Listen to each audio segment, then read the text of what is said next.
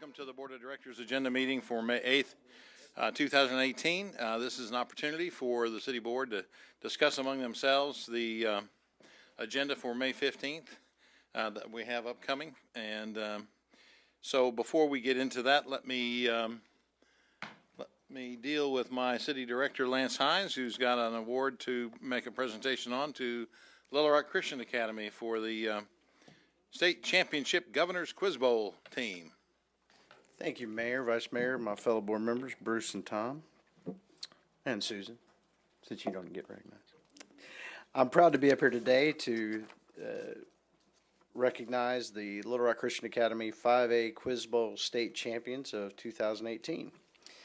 To start this presentation off, I have a question for the City Board. Would you be able to answer questions about history, geography, literature, science, classical music, and pop culture, or perform complex math calculations in less than 20 seconds on live TV at 9 a.m. on a Saturday morning? The state champions we're going to honor today did just that. And if you didn't know they were on TV, it was quite entertaining to watch the broadcast for all the state championships that Saturday. On April 28, 2018, in the AE10 studios in Conway, the Little Rock Christian Academy Warriors captured the 2018 5A state championship in the Arkansas Governor's Quiz Bowl Challenge. This year was Little Rock Christian's 6th win in 12 trips to the finals. It was their 3rd win in the 5A classification, with the first coming in 2008. Out of all 7 classifications, only one team has been in more Quiz Bowl finals than Little Rock Christian since 2000. For those not familiar with Quiz Bowl, 2 teams faced off for 50 questions in a variety of different formats over 4 quarters. Over 200 teams compete statewide in 7 classifications. To get to the finals, there are district tournaments and then a state tournament. The top 2 teams from each classification then face off on AE10 on live TV one Saturday in April. Among the correct answers Little Rock Christian supplied were the Zimmerman Telegram. If you can tell me what that is, I'll buy you a soda.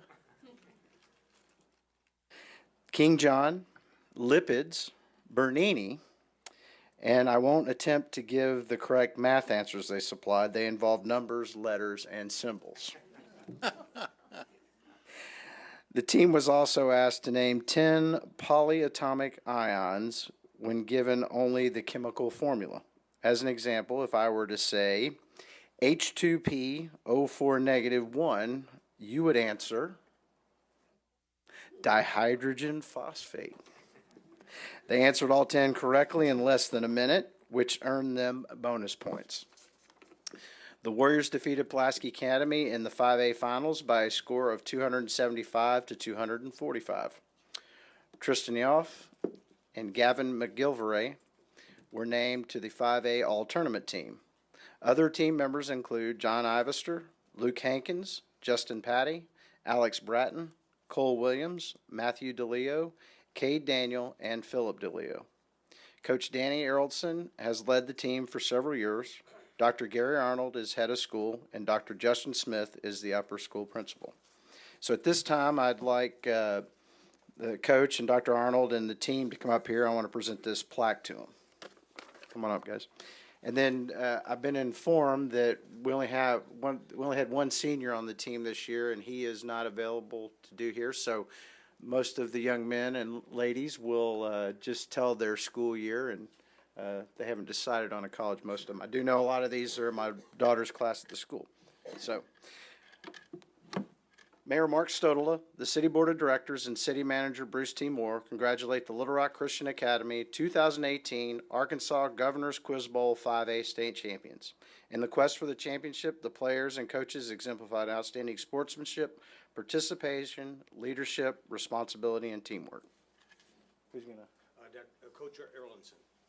Come on up, Coach. Congratulations. Thank you. Yeah. And if you want to say a few words about your team? Yeah.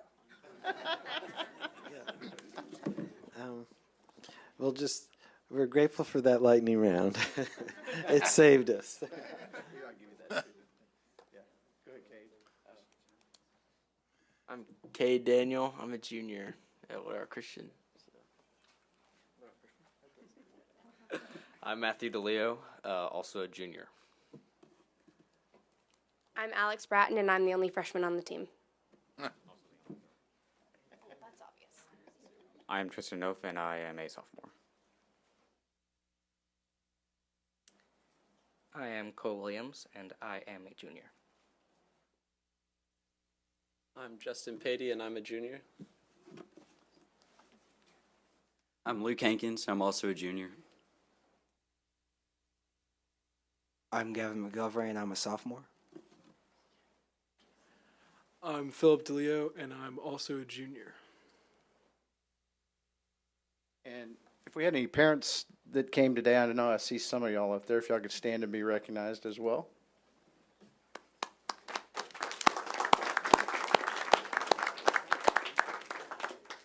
Well, very good. Congratulations to all of you, and congratulations to the parents.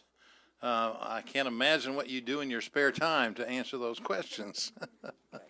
It reminds me of my, I don't know if I should tell this story or not. It reminds me of my college days. One of my responsibilities at the University of Iowa, while you get that picture taken. There you go.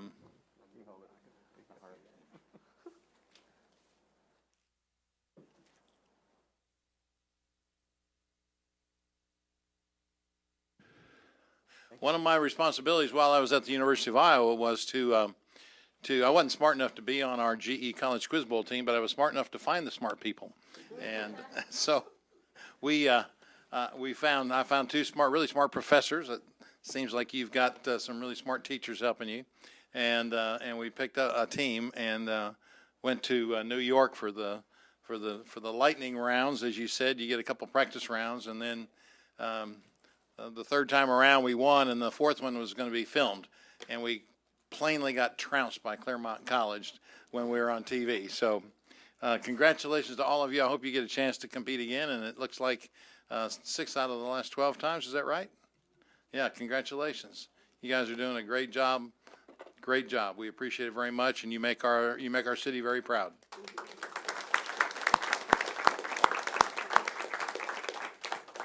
Director Richardson. Yes, Mayor, thank you.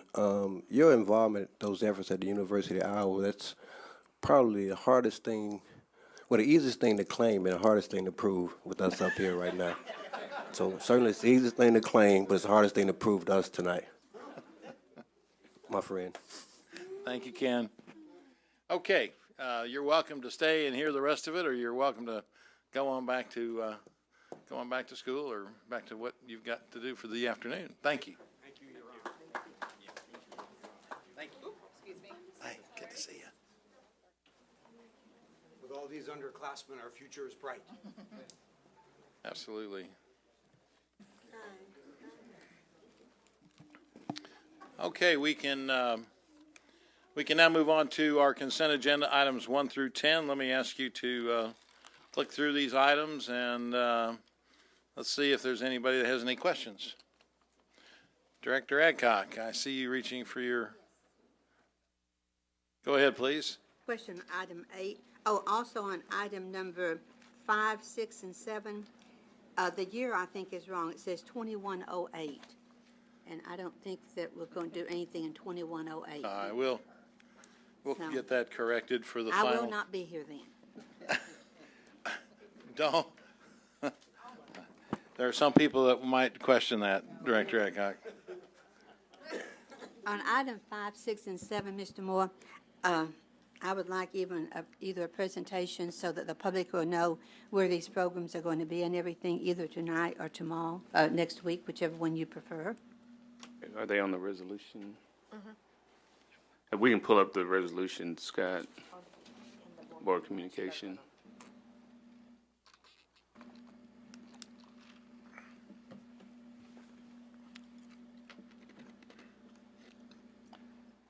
I would like someone to stand and tell us where these are going to be so that the neighborhood people can make sure they know where they're located. Okay. Dana. Let me call on Dana to set our community programs director. Dana, I'd like for you to go over these and then also if you know where these are located, to state that, and then how people can get their children enrolled in these programs. Yes, Thank you. ma'am. Thank you, board members, to Bruce and Tom and Susan. For our, I forgot to bring my number, so which one is number 5? What's the topic? Who is it? Yeah, thank you. I forgot to bring this up here. So for the enhancement programs, what the enhancement programs do is they actually go to the different programs. So they are on board to provide enhancement services and opportunities to existing programs. So once you learn where our existing programs are, that's where the enhancement programs will be as well. So they will also be serving not just our PIT programs that are year-round programs, but this year we also added that they would provide services to our summer programs as well. We're really excited about that because we wanted to make sure they could do that as well.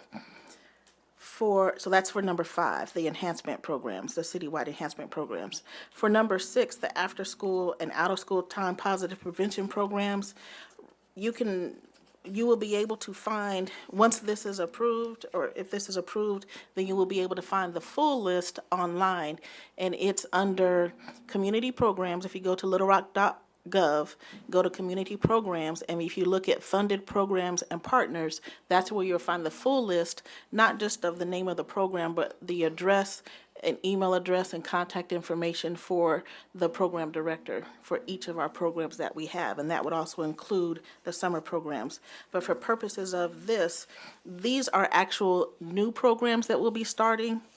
So we have ABC Adolescent Center in the East for 12 to 17, ABC Adolescent Center Northwest for 6 to 11, ages 6 to 11, and then Songbird Performing Arts, which is a citywide bilingual program for 6 to 11 in Southwest. So those are the 3 that we're asking for approval to negotiate with for number 6. For number 7, our summer programs, which a lot of people are definitely interested in, we have 14 different sites all over the city. So again, we have ABC Adolescent Center that's in the East area, Our House in the Central area, Brandon House in Midtown, Centers for Youth and Families in Midtown, Milton Pitts Crenshaw Aviation Academy in Midtown, a program called Cradle to Prison in Midtown, Delta Presents Outreach Foundation in the West Central area, Life Skills for Youth in Southwest, Songbird Multimedia in Southwest, Greater Baptist Care Center in Southwest, Sipe Ministries in Southwest, Anderson's Taekwondo in Southwest, Bridge to Success in Southwest, and Tanglewood in the Northwest area. And again, for the actual addresses of these different locations, as well as a contact number and email for the program director, all of that will be on the website, again, at littlerock.gov. Look under community programs, and then look under funded programs and partners, and a whole list of all of the programs that we have will be listed there. Okay. Can you give us what the enhancements are? We kind of went over that you did not. Oh, I'm sorry, name what different enhancements we would have available? that they're providing?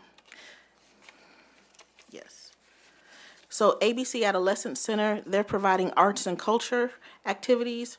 Reach Far is also providing arts and culture activities. Songbird Performing Arts is providing arts and cultural activities. Arkansas Quality Therapy will be providing life skills. Jack Stevens Golf Academy, doing business as First Tee, provides life skills. Junior Achievement of Arkansas provides life skills. Kingdom Builders provides life skills. Milton Pitts Crenshaw Aviation Academy provides STEM activities. We Care of Pulaski County provides health and wellness activities. And the Arkansas Community Dispute Resolution Center provides violence prevention activities. And when would these be available for people to start applying for them? As soon as this is approved for contracting, then that's when they will be able to actually apply for the to participate. Okay, thank you. Sure. Mr. Moore, I would like next week when we're approving these to also have a list of the Parks Department playground programs that will be available. These programs are such a big help to our community and to the families and everything. And I know they fill up very, very fast. So I'd like to make sure that if we could go ahead and name those next week so people can go ahead and start planning on it. I think with the Parks and Rec, their program is $90 for the whole summer. And I think that we have some programs with community programs that are very affordable for our families. Well, ours are free, so yes. Good. Well, thank you very much. Yes. And Mayor, I also had a question on number 8. Okay, very good. Go ahead. Mr. Moore, I noticed that we are buying lots of equipment for the fitness center. How many people does this fitness center serve? Let me ask John Eckhart, the Parks Director, come forward. John. Mr. Eckhart, we see all these new, I think it's called Fitness 10 or something that's opening up. And I noticed that we're buying all this new equipment and everything. Is our membership holding on what we have, and is it sufficient for this much equipment? Good afternoon, Mayor, Vice Mayor, members of the board. Director Eckhart, our membership actually has been slipping for the last 5 years. We've seen a 35% fall in revenue over the last 5 years. So there's some things that, as we've been able to evaluate our operations, our fitness equipment is out of date, and there are some things that we can improve as far as technology and functionality wise. And our pricing model is also out of date at Jim Daly. So with this purchase and with some changes in our pricing model, we really hope to reverse the trend that we've seen in the drop of usage and the drop in revenue. Our community centers all have equipment, and we get some complaints from citizens that all the time our equipment is not usable. Some of it is broke and everything. Are we looking at moving this equipment that's there then to some of our community centers? No, ma'am. We're actually, Bruce and I have been discussing getting new equipment for Southwest and Dunbar. So that is something that you'll probably see before you in the next couple months. Does the West Central have They equipment also? received new equipment when it opened. Yes, ma'am. And how about Stevens? Stephen does not have room for any fitness equipment. Okay. Okay, thank you. How about East End? East End does not have any fitness equipment either. I think they have about 4 or 5 classrooms there on the front that is used for storage. Could it be possible that we could put some of that equipment in there and have a little fitness center in the East End Community Center? I think that's something we can definitely evaluate. I would like to see the evaluation on that. I think that it would be good to let the people in that area have a fitness center that they could go to, because I don't think that there is even a public fitness center in that part of Little Rock. Okay. Thank you. John, what's the average age of the equipment at the Daily Fitness Center currently? Our circuit equipment's in the 15 to 20 range, and our cardio equipment's probably 7 to 10. I can't remember exactly the date we bought it. Okay, thank you. There may be a couple of other questions. Director Richardson? Yes, Mayor, real briefly. John, is there in our assessment a correlation with the 35% decline with the outdated equipment that we think they may have some impact on our decline in membership and participation because of our outdated equipment? Yes, sir. I do believe that is a part of the equation. I think the equipment that we have, the programs that we offer, the people that we're marketing to, as well as our pricing model. And a big part of it's our pricing model. So, okay. Thank you. What does that mean? Does that mean that the prices are too high or we're too too low? high. What? We are too high. We are too high. So you tend to reduce those prices to be more competitive with some of the other fitness centers that we have in the area? Yes, sir. Yep. Okay. Director Hendricks, you're next, please. I wanted to ask you, thank you, Mayor, how's the equipment out there next to the church? Because you were not the director at the time. There were a lot of complaints. Would you take a look at that park? That's on East 6th Street, next to the church? St. John's. No, this is over there by the ball field and just west of the center, where the little park, the East Little Rock Community Center. They need equipment bad. Yep. Thank you. You're welcome. Vice Mayor Webb, you're recognized, please. Thank you, Mr. Mayor. John, thank you for bringing this up. As you know, I've contacted you several times about this. I get a lot of complaints from my constituents who do use the fitness center, and it's about the outdated equipment. I'm glad we're looking at the price structure, and I hope we can find something that's going to work for these folks. And I think it's good that we have something in the middle of the city for people to use. And since it's one of our flagship parks, you know, I've long hated it that we have stuff in there that's outmoded and broken and doesn't reflect the way that we want our city to reflect. And I think we do need to do this assessment to see if it's something that we can turn around and make it into something that we can all really be proud of. I believe the potential is there. We can definitely make that happen. Thank you. John, while we're at it, I recall a few months ago we had a conversation and we'd had some concern about the instructors not being paid at a rate that was competitive with other places, and therefore the certification issues were a challenge in terms of, I believe it was yoga classes, I think it was. Can you give me an update on that? Well, I think that's part of the whole evaluation of our processes. I think right now we have too many classes, and we are kind of watered ourselves down on that front. So we're evaluating how many classes we offer and how we structure the management of the classes and the teachers. So no real update for you as far as that changes on the pricing front or the payment front, but we are evaluating that, and it will be part of the overall change going forward. And so when will this evaluation We hope be to have complete? everything in place by August, late August, early September. And that's just for the fitness center? Just for the fitness center, yes, sir. Okay, thank you.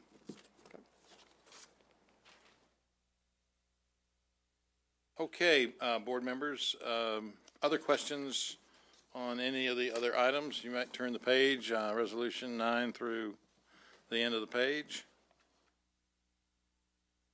Any questions on any of those? Director Wright? No, mine was on resolution 11. Oh, that's fine. We can go ahead and take that. Okay. I'm not clear on where this is. Is this that new student housing that they put in? This is the temporary, this is the Panther Village Yeah. that you all approved about 2 years ago, and they've made some progress, but they need an additional 2 years, plus they want to add some additional buildings. Now, in one way, I think this is good for the college. That means they continue to grow. And Dr. Smothers has assured me that the board is going to move forward with additional student housing as part of their master plan. They just need more time. Okay, I just remember heartfelt assurances that they weren't going to come back and do this, and some of the people over there were concerned. But I support the school, and I want them to grow. And if this is what they need, then I'm supportive. But I just wanted I didn't recognize that high-rise residential as being what that was. So that was my only question. But thank you. Director Richardson, you're recognized, please. Thank you, Mayor. Bruce, the current structure right across the street from Dunbar Community Center, I drove by there Thursday, and it's in excellent condition. It looks wonderful. I think it's a tremendous addition to that part of our city.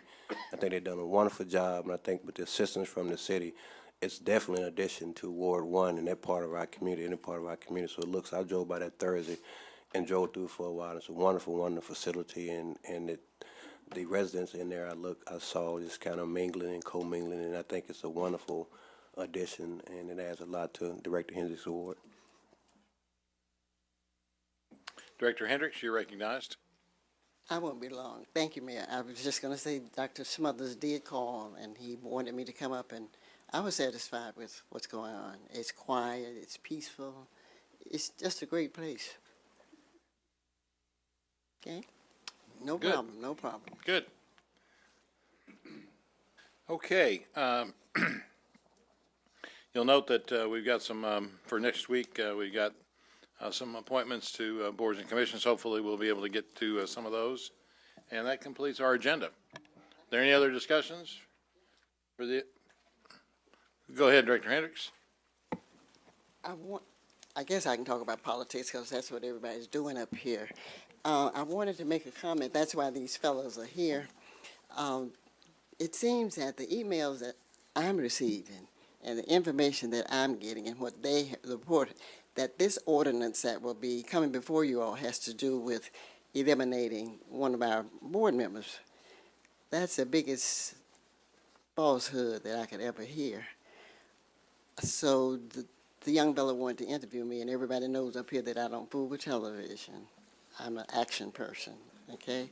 So I pulled this up off of the computer, and it specifically says that the ordinance that will be coming before you all has to do with Jones' position. This ordinance has to do with everybody. So I want to make that clear, that this ordinance has to do with everybody. You all can smile and look, you know, at the last meeting, nobody opened up their mouths. It makes me feel like, are you all afraid? Are you afraid of me? Are you afraid of what's going to come before you? But like I want to tell you, and I want to share with you all, I would rather that we take a position on the ordinance that will be coming before us rather than this city being taken to court, which would be federal. Okay, so we got the money to spend, and let's do it. But that's what I just wanted to share, is that I hope that we can work together. I think that Tom will have the ordinance passed out to you all this week. So just look forward to that. And that's what I wanted to share, that this ordinance has nothing to do with one particular person. I don't think nobody's that great in this world that this ordinance would involve one person. Thank you, Mayor. Very good, Director Hendricks. Mr. Carpenter, is this ordinance the same as what we've seen previously? It is. Director Hendricks has indicated that she wants the election to be this year on the November 6th election date, and so it makes that correction in it. That's the final draft of the ordinance. And do you want to recite what basically the change is for the board? The change is to eliminate the election of at-large directors and have those 3 positions elected from wards. So the board would be made up of 10 wards. Okay. Very good. Director Richardson. Thank you, Mayor. So specifically, Tom, the ordinance has changed from, we're not having a special election like we did with the sales tax in 2011 or like we did in 2007 to make the mayor a full-time position. It's not a special election. It's during the general election. Is that correct? That's what's been requested by Director Hendricks, yes. Thank you, sir. Okay, Director Adcock, you're recognized, please. Mr. Carpenter, on the way up here this afternoon, Director Hendricks said that all the directors would be at large. But you've just said that we would have 10 wards. So is it everyone is at large, or that we'll have 10 wards? There would be 10 wards. Okay, so it's not everyone at large. Right. Thank you. Okay.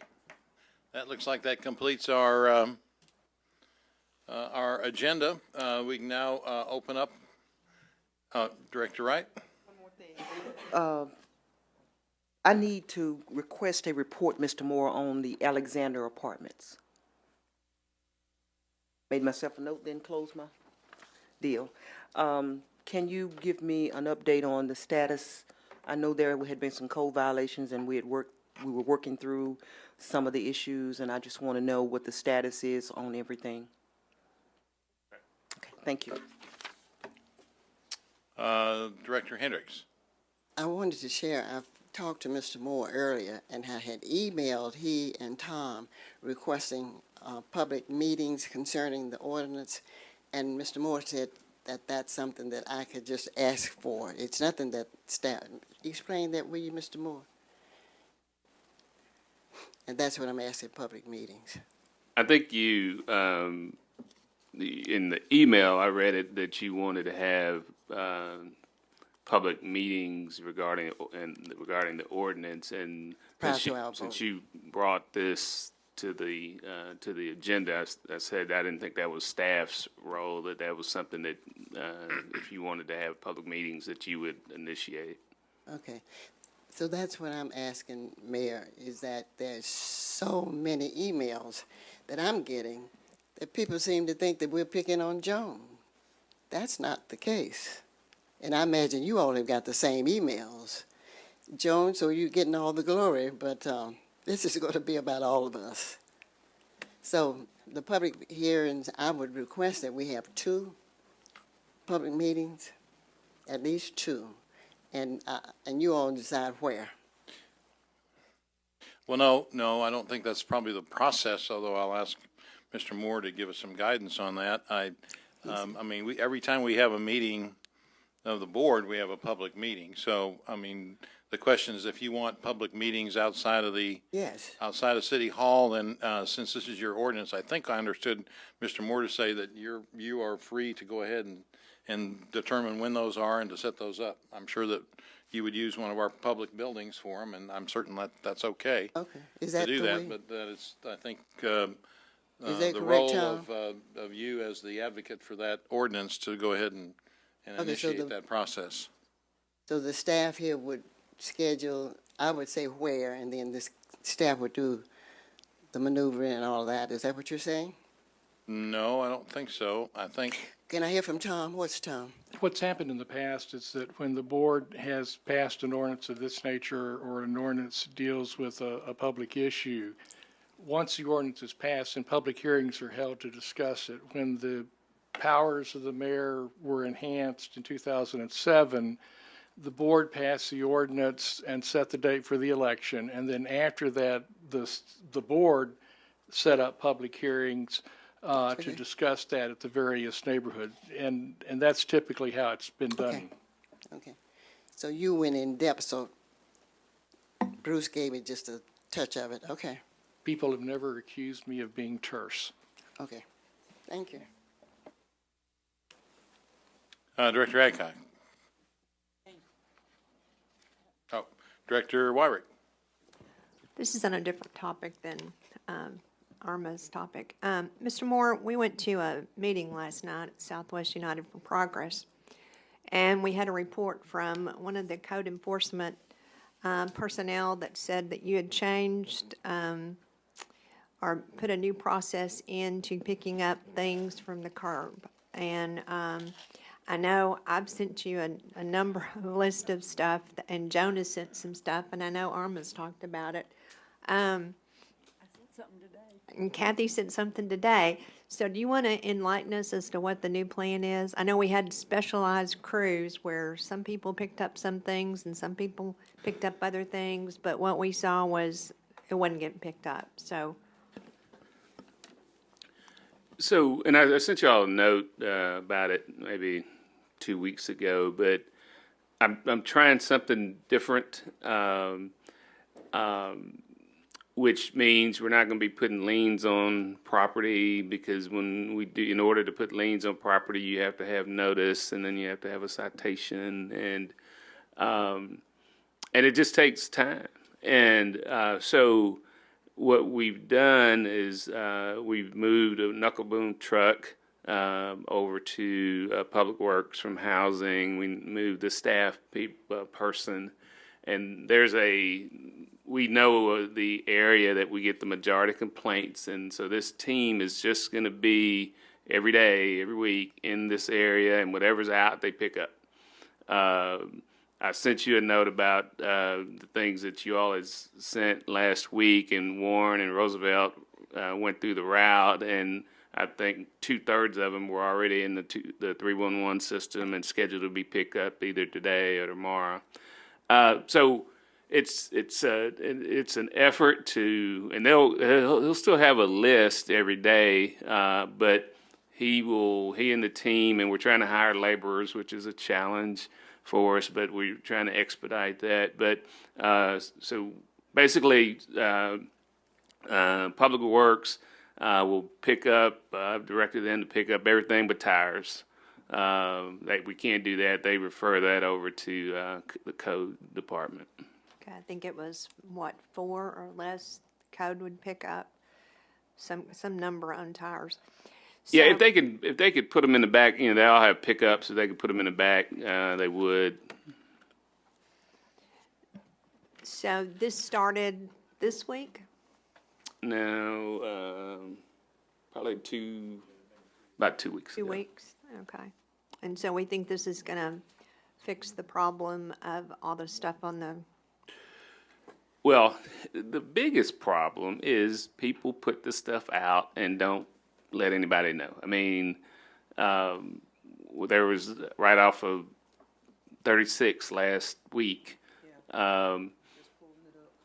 So, I mean, that's an example of what we deal with. Somebody obviously left a rental house, put it all in the front yard.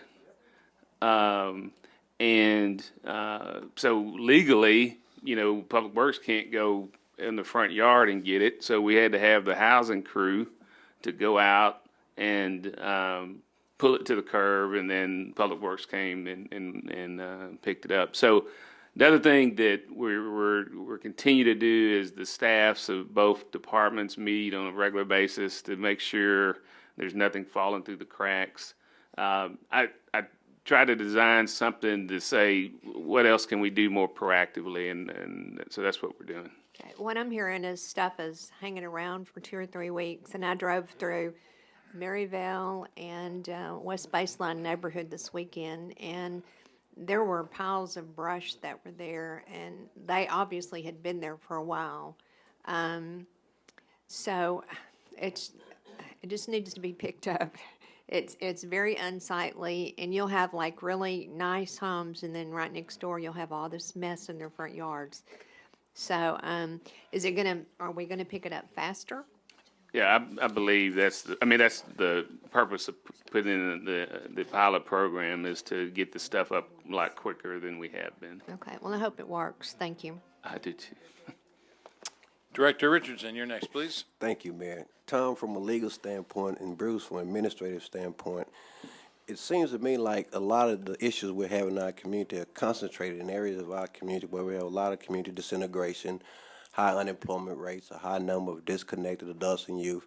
In addition to the teams that you made reference to that we're utilizing, have we considered, can we legally contract this out to individuals who are unemployed or underemployed in those areas to help us address this notion of disconnected adults and youth, that we have people in those, because it seems like there's a concentration in areas where we have a high unemployment rate, where we have a lot of abandoned properties and vacant properties, and obviously, I think to me, based on what I see in those parts of the community, a lot of disconnected adults and youth. So have we considered contracting that out, that kind of work out to people who live in those areas?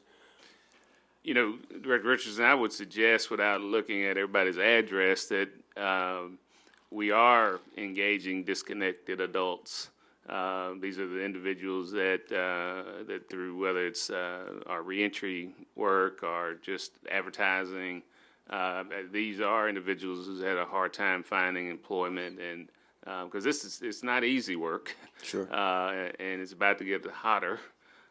So I would suggest that in many ways, without having a formalized program, that we are trying to address those issues also. Well, I guess my point was, have we considered expanding this beyond hiring those people or getting those people employed, but contracted with them independently? I'm not suggesting we haven't been doing it, but if we could figure out ways or consider expanding this program with these efforts to expedite the process that BJ made reference to. Yeah, so there's an issue between contracting and hiring employees, and we went through IRS audit a few years ago, and one of the main findings dealt with, we were doing a lot of that.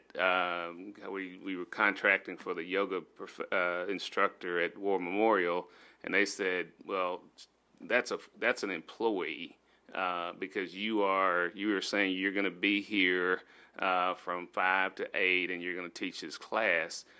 So we're very careful now. We have a whole new process in human resources when you're hiring a part-time employee or trying to contract, that you have to go through a review. So I would suggest, in this case, all of these employees, all this, as far as what we're doing here, they need to be employees. We can't say, because we're dictating their hours, how many hours they can work, and so these would be employees instead of contract. So without dictating the hours, can we conceptualize or dictate the work that we want to have done? Tom, Bruce is answering part of your questions, but like, we're not talking about what hours they have to work to get the job done, but the issue that BJ made reference to, if we identified pieces of work in parts of our community that we wanted to have done and need to have done, formalize independent contractors with independent contracts with people who live in those areas. Director Richardson, the answer I'm about to give is going to sound complicated, but when you're dealing with trash, and it's paper and things of that nature, the answer would easily be yes. But we're not just dealing with trash. We're Sure. dealing with other things such as tires. We're dealing with substances. We're dealing with wood. We're dealing with paint and construction materials. That triggers federal regulations on how they're disposed of. That's why when Director Wyrick mentioned that 2 different crews are out there, is because we can't mix the trash. We can't mix construction materials with trash. And so then we start directing who picks up what, and that takes it out of the independent contractor status.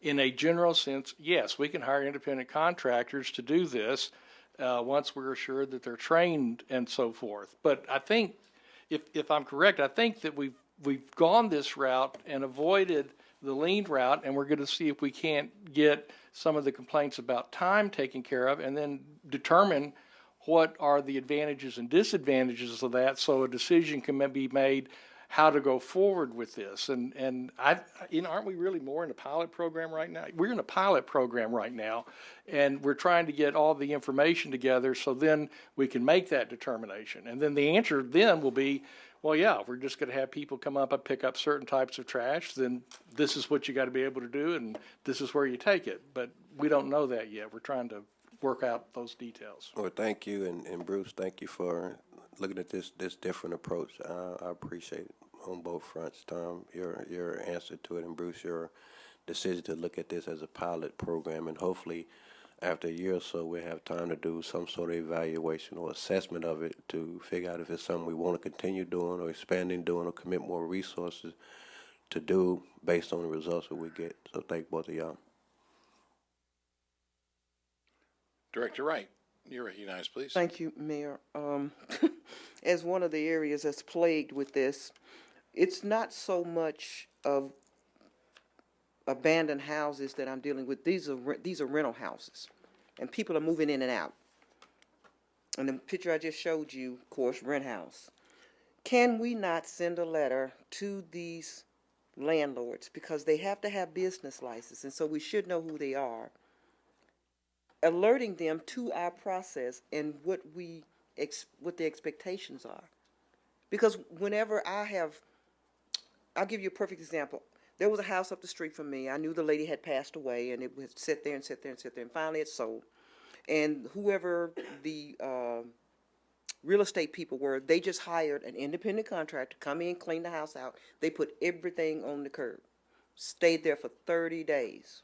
I contacted code, they had come out and whatever, did what they were supposed to do, still sat there for another 30 days. So I called the real estate agent to ask them why they did not have their contractor dispose of it. They said, well, the city tells us just to put it on the curb. Now, I don't believe that anybody at the city told them that, but that's what he said. Director Wright, I think part of what is going, the question that got started tonight, and I'm jumping in for Bruce, is what's going on and what's the new policy. And I tried to make clear just a minute ago, we're trying to do this as a pilot to see what all we can do and can't do. Part of the problem is you're supposed to have, if you rent a unit, you're supposed to have somebody in town that we can contact for that. Well, not everybody does. And if that happens to be one of the apartments that's done that, that doesn't help. Part of what you're supposed to be able to do is to not just dump it on the street, and some of what we've got, like the picture that you showed us a few minutes ago, was not putting it at the edge of the street. It was illegal dumping. Yeah. And we ought to be able to charge for that. And so that's something we're looking at, what else we can do.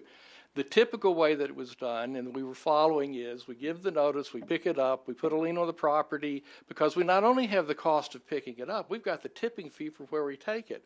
And if it is a waste that has to be treated specially because it's got a hazardous material, and that can be paint, then it's got a different cost for tipping. And we want to be able to, we have in the past thought we ought to be able to try to recover those funds. But by going the recovery route, y'all have been getting phone calls that it's been there for a period of time. And so the whole process is being looked at.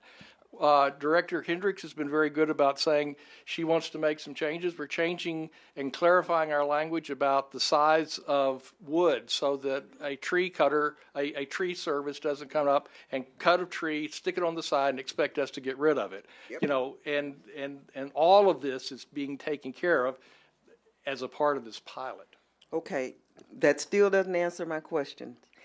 If these real estate people or landlords or whoever are saying that the city said we can put this on the curb, can Yeah. we not just send them a blanket letter or attach it to their license that this is our procedure? I think the answer to that is we do that. Sometimes we do it in person and we hear we never said that.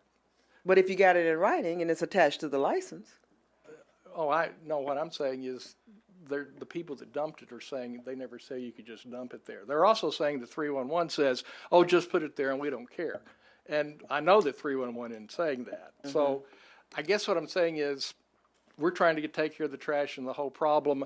And what people tell us when they're asking an immediate question, we don't really have time to go verify at that point. Did they really say that or not?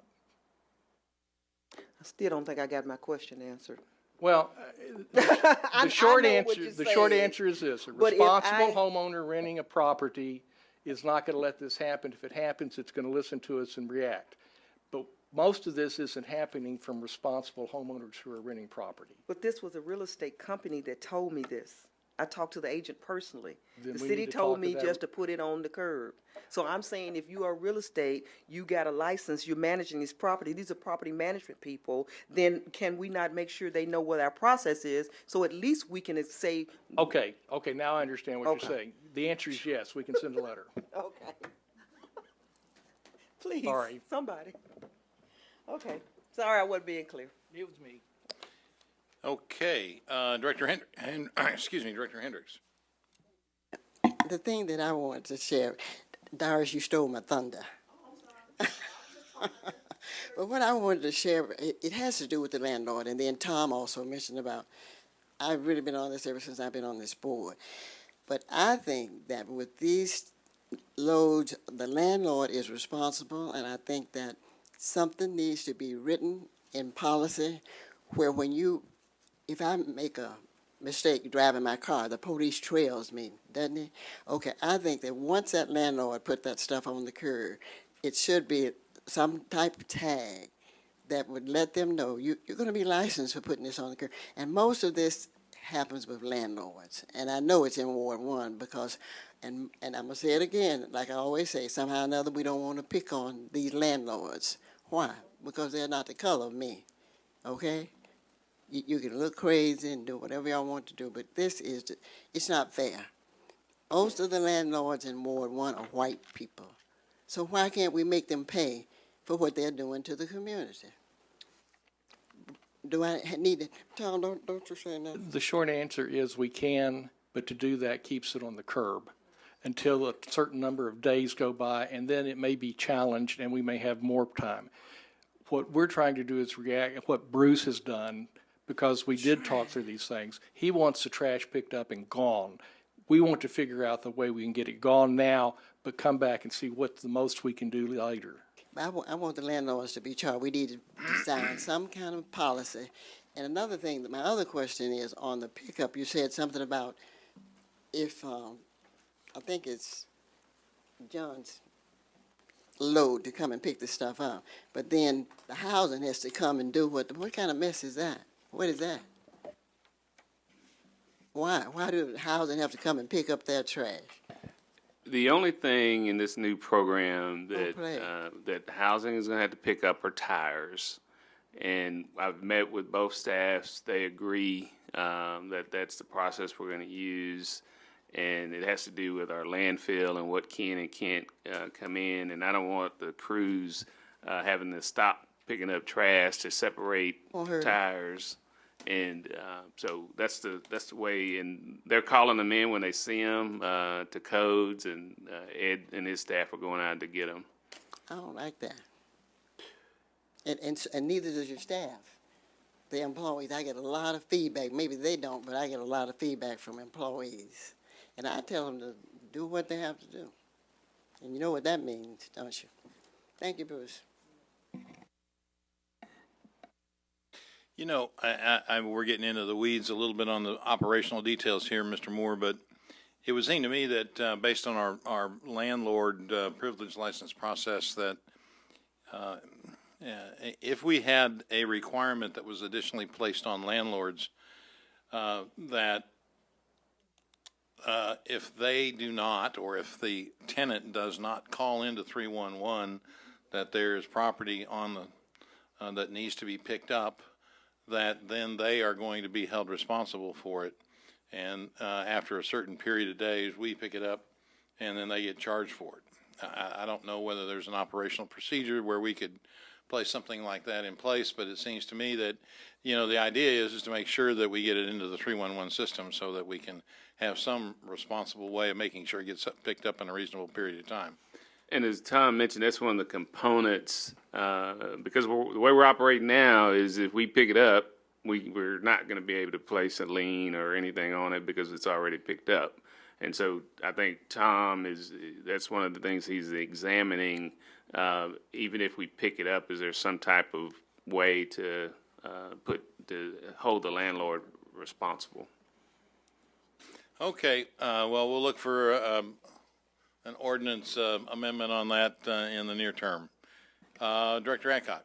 Yes. Mr. Moore, a few months ago, I asked you to have staff look at Terrywood Apartments on Baseline Road.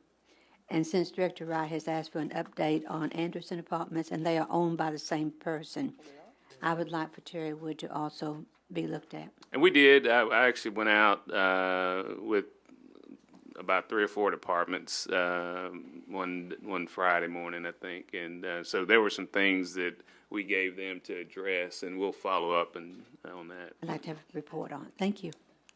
Director Adcock, That's it. Is that all you have? Okay. Anyone else have anything before we open up our other meeting? Okay, if not, we're finished with our agenda meeting. Let me go ahead and open up our recess meeting from last week. And we are going to go into executive session. Is there a motion? Got to call the roll. Okay, excuse me. That's right. I just had this blank sheet of paper here, so yes. Go ahead and call the roll, please. Director Hendricks, Director Richardson, Director Peck, Director Hines, Director Wright, Director Wyrick, Director Compuris, Director Fortson, Director Adcock, Vice Mayor Webb, Mayor Studler. Here. Is there a motion we go into executive session? There's a second. All in favor indicate by saying aye. Opposed say nay. We're in executive session.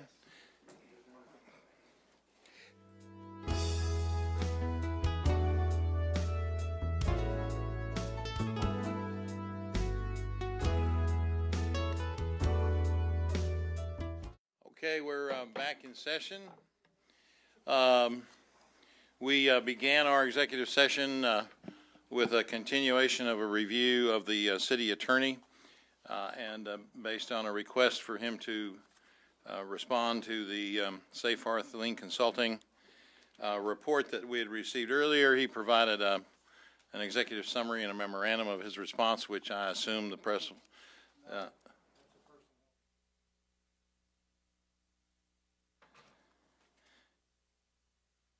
personnel records dealing with evaluations. The response to a report that is not a record? It's a response for it's part of an evaluation, and that is not subject to disclosure absent termination or suspension. All right. Well, we've heard from the city attorney on that. We're going to continue with Mr. Carpenter's review in 30 days. So no action was taken. We began briefly an opportunity to visit with Mr. Moore about his evaluation. Again, no action was taken, and we're going to continue that as well. A date has not been set specifically. I would note that depending on how long our meeting lasts next week, we are going to be in executive session for appointments, and so we may have an opportunity to continue that evaluation at that time. So with that said, is there a motion to adjourn? Okay, we're in adjournment.